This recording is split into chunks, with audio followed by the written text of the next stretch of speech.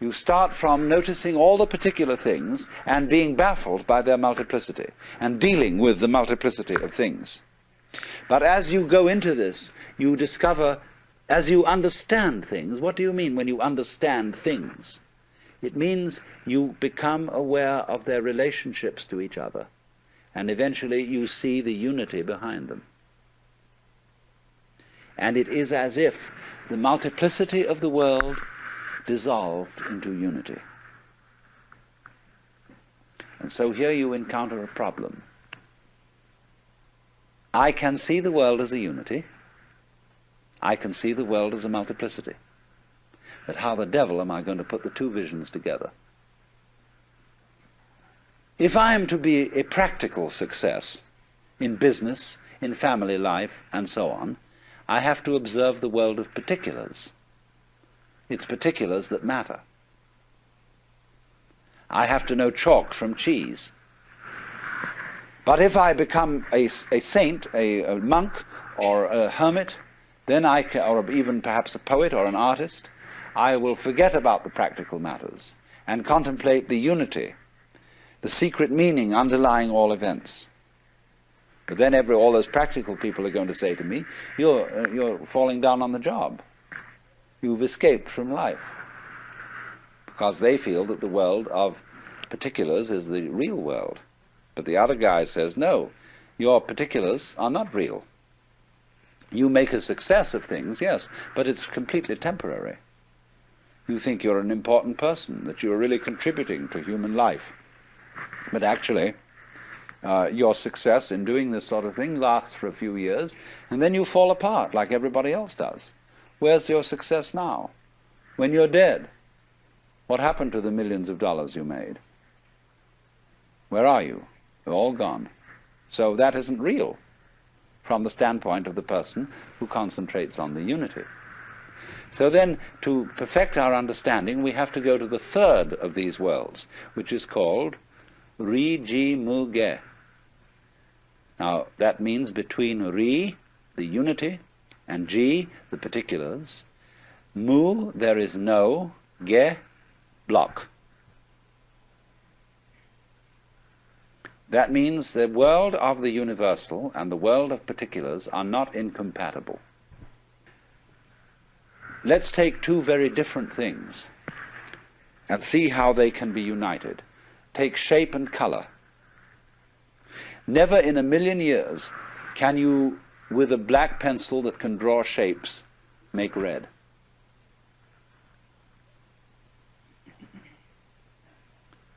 But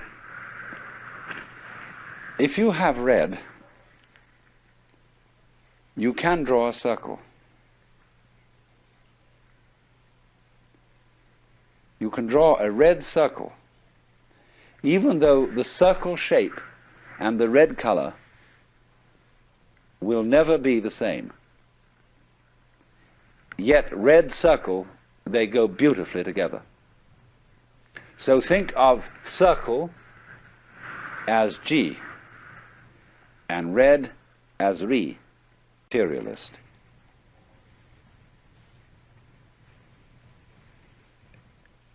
Ends up by being very boring.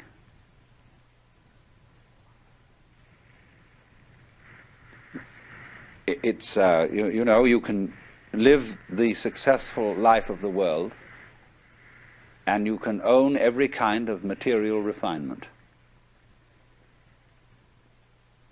You can have the most beautiful home, delicious food, marvelous yachts and cars and everything.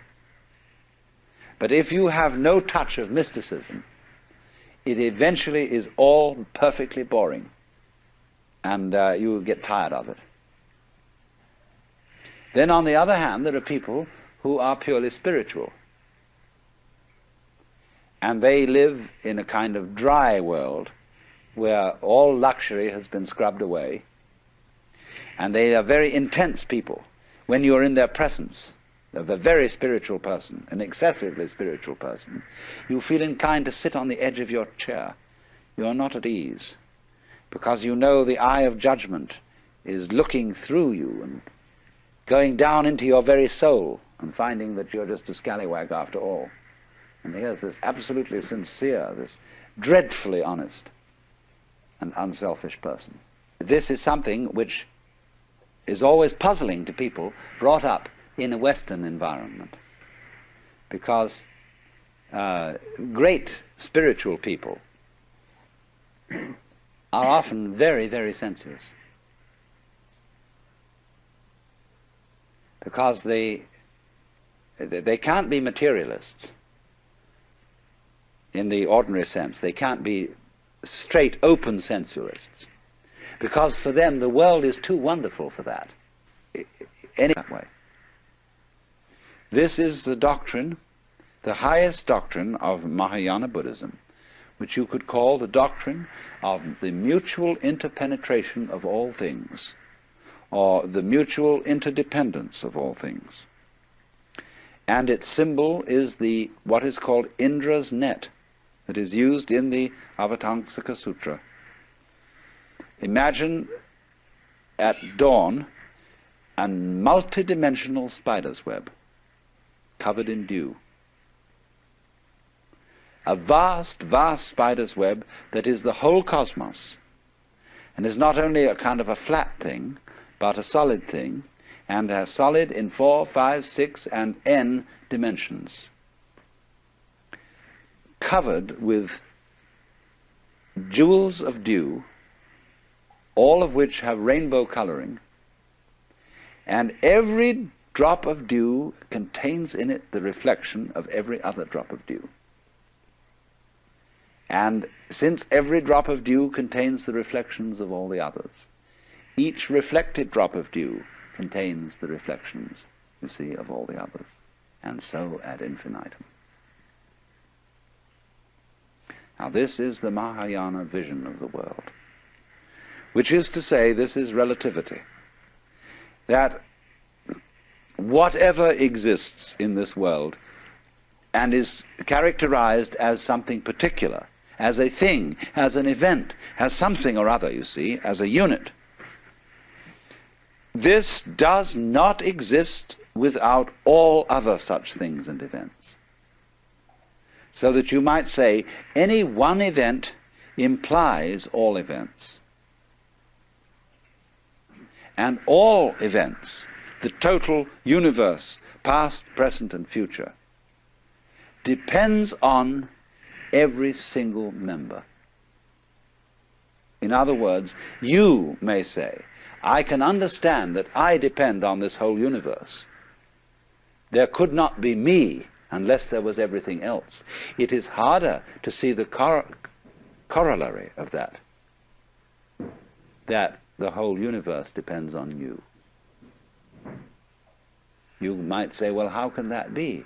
Because I come into being, and then I go out of being, and before I was born, I'm sure the universe was here, and after I die, I'm sure it will go on. How can you say then that the whole thing depends on me? Very simply, it depends on supposing you're dead, and we're talking about someone in the past. Let's say we're talking about Socrates. And I'm going to say this whole universe depends on Socrates. I may put it more exactly. It depends on Socrates having existed. You see your parents now. Some of your parents may be alive, but some of your parents may be dead. Without your parents, you would not have come into being. So you depend on your parents, even when your parents have gone. So everything, even when you disappear, the universe will still depend on you, on your having been here. Or if you have not yet arrived, it depends on your going to be here. So we can say, obviously, going back to Socrates, the fact that Socrates existed tells us something about the kind of world we're living in. This world once Socratized.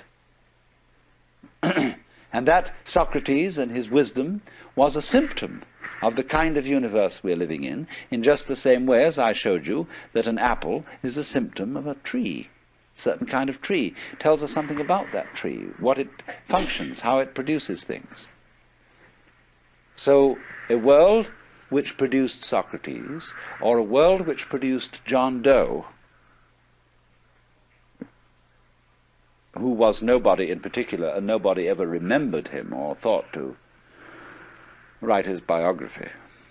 Nevertheless, for all his obscurity, the whole universe depends on him, and it depends equally on every fruit fly, every gnat, every vibration of every gnat's wing, and it depends on every last electron, however brief its manifestation may be. So that what this is saying is that everything that there is implies everything else.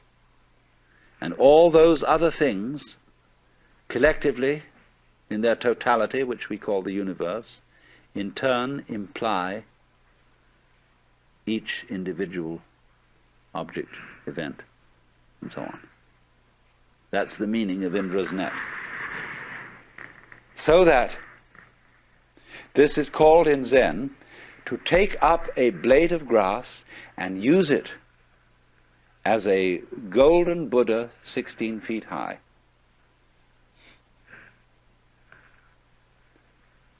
When you have a chain and you pick up a link, all the other links come up with it. You see?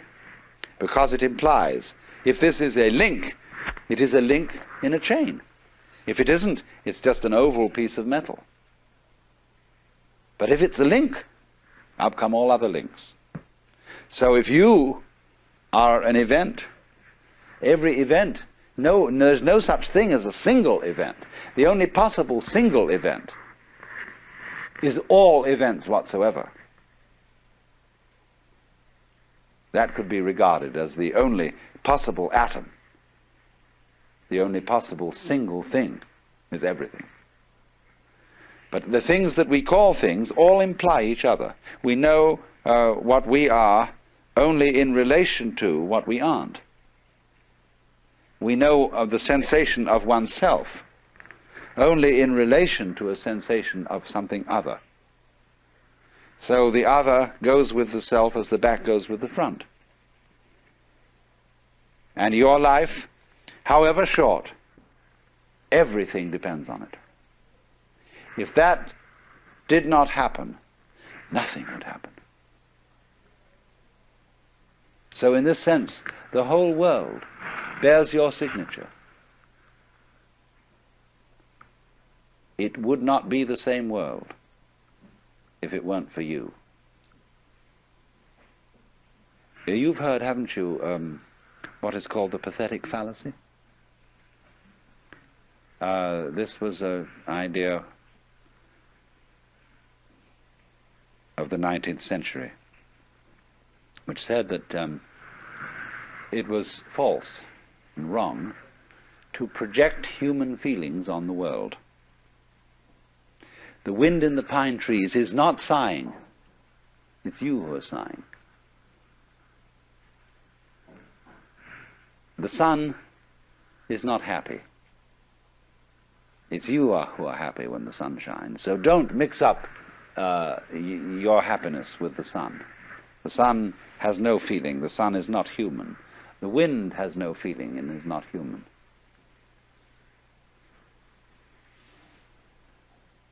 The poet says, the moon doth with delight look round her when the heavens are bare. And the logician says, no, the poet looks round with delight at the moon in the bare heavens. How awful. I mean, if that's the point, you see, better not say any poetry, just have prose. But actually the moon does look round with delight when the poet looks round with delight, because the world of which one symptom is the moon is the same world of which another symptom is the poet. They go together. A world where there is a moon implies a world where there is a poet. A world where there is a poet implies a world where there is a moon. So in this sense, the moon can be said to look round with delight through the agency of the poet. Because you can't separate poet and moon. It is nothing at all without everything else, without everybody else. I need, in order to be Alan Watts, I need every single other human being and the uncontrollable otherness of all those other human beings that I can't do anything about. They are going to be themselves whatever I do. And yet at the same time, I depend on all their difference from me, and yet they all depend likewise on me. So that I'm in a very funny position. The moment I would be egoless and say, I'm nothing without you, then suddenly I find I'm the kingpin. They all depend on me. Then suddenly, when I get swelled-headed about being the kingpin, I find I'm nothing at all without them. So everything keeps going blip, blip, blip, blip. In other words, the moment you think you've got it in one state, it transforms itself into the other. That's the Jiji Muge.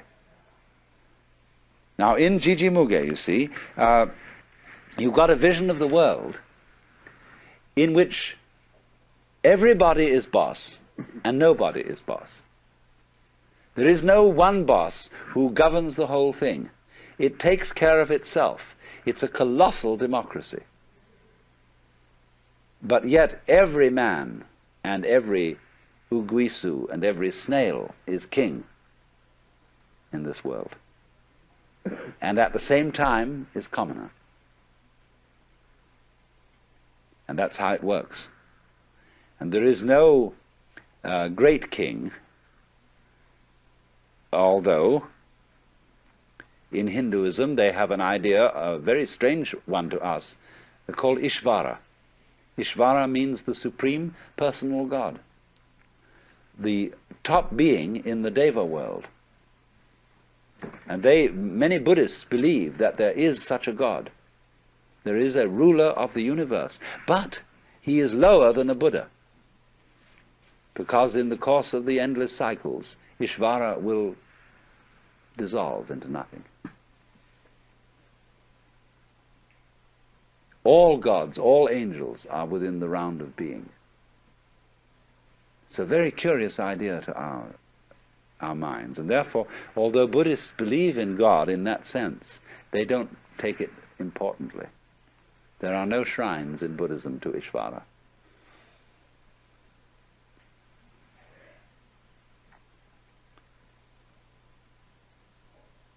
So then, it is through Jiji Muge, this idea of the mutual interpenetration and interdependence of all things, that we have the philosophical basis for Zen as a practical, non-intellectual way of life. Because of the realization that the most ordinary event, the charcoal brazier, the mat, soup for dinner, sneezing, washing your hands, going to the bathroom, everything, all these so-called events, separate events, imply the universe. So this is why Zen people will use the ordinary event to demonstrate the cosmic and the metaphysical. Only they don't rationalize it that way. To see infinity in a grain of sand and eternity in an hour is still Riji Muge and not Jiji Muge. Jiji Muge is when you offer somebody the grain of sand. for God's sake, stop thinking about eternity. Here's just the grain of sand. There is no difference between the grain of sand and eternity. So you don't have to think about eternity as something implied by the grain of sand. The grain of sand is eternity. So in the same way exactly, our sitting here at this moment is not something different from nirvana. We are nirvana as sitting here, exactly like this, you see. So you don't have to say any philosophical comment on the grain of sand or on our sitting here. That's called legs on a snake or a beard on a eunuch. You put legs on a snake, you see, and you embarrass the snake in its motion. And a eunuch doesn't need a beard. We would say in our idiom, don't gild the lily. Or Zen would say, don't put frost on top of snow. So all what you might call specifically religious activity is legs on a snake. Eventually this is going to be eliminated, just as eventually we hope that government will be eliminated and will become unnecessary, because every individual will be self-governing and therefore relate properly to his brother, and the state will vanish. So too, at the same time, the church will vanish. And that's why in the book of Revelation, in the New Testament, it is said that in heaven there is no temple, because the whole place is the temple. So when we achieve the fulfillment of Buddhism, there is no Buddha, no temple, no gong, no bell, because the whole world is the sound of the bell. And the image of Buddha is everything you can look at. So a Zen master was asked, mountains and hills, are they not all forms of the body of Buddha? And the master replied, yes, they are, but it's a pity to say so.